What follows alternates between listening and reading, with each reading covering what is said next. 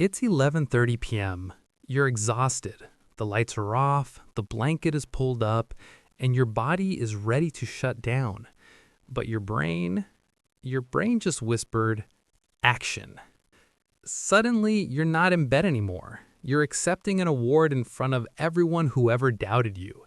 You're finally winning that argument from 3 years ago with the perfect comeback.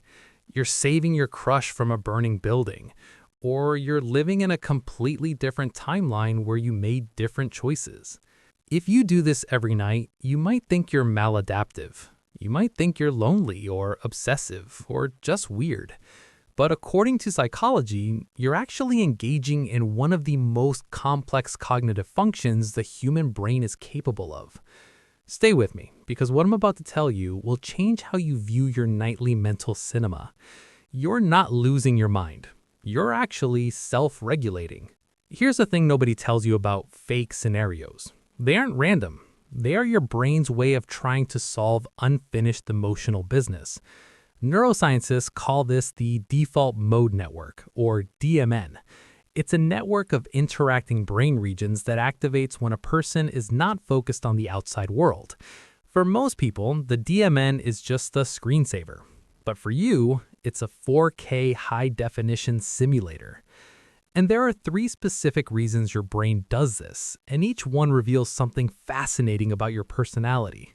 First, let's talk about the edit room. You know that scenario where you replay a conversation that went wrong, but this time you say the right thing. You're not just dwelling on the past. Psychologists call this counterfactual thinking. Your brain is literally trying to learn from mistakes to ensure better survival in the future. You aren't obsessing, you are training. You are upgrading your social software so that next time you don't freeze. Second, there's the anxiety simulator. Maybe your scenarios aren't happy. Maybe you imagine tragedies, breakups, or losing your job. Why would you torture yourself before sleep? It's actually a defensive mechanism. It's called defensive pessimism. By mentally walking through the worst-case scenario in the safety of your bed, your brain is desensitizing you to the fear. It's telling you, look, even if the worst happens, we have a plan. It's not masochism, it's emotional armor. But the third type, that's the most interesting one, the idealized life. The scenarios where you're famous, loved, powerful, or living in a fantasy world. This is where the neuroscience gets wild. Your brain has a hard time distinguishing between a vivid visualization and reality. When you imagine being successful or loved, your brain releases microdoses of dopamine and serotonin, the chemicals of satisfaction and well-being. For people who are highly sensitive or empathetic, the real world is often exhausting. It's loud, it's disappointing, and it's out of your control. Your nightly scenarios are a form of intracranial escapism. You are literally balancing your neurochemistry. You are giving yourself the reward signals the real world denied you that day. You aren't delusional, you are self-soothing. And here is the kicker.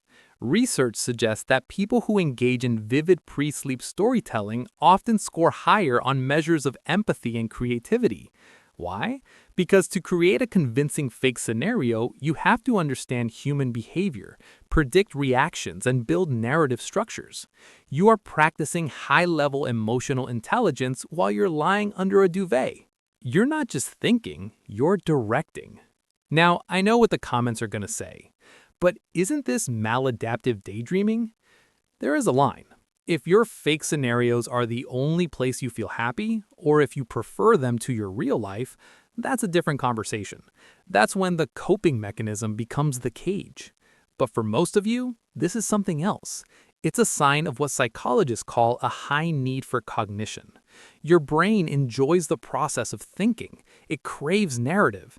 It refuses to switch off until it has created order out of chaos. Think about the state you're in before sleep. You're entering theta state, the brainwave frequency that exists between waking and sleeping. This is a state where Einstein got his best ideas. It's where Dalí saw his paintings.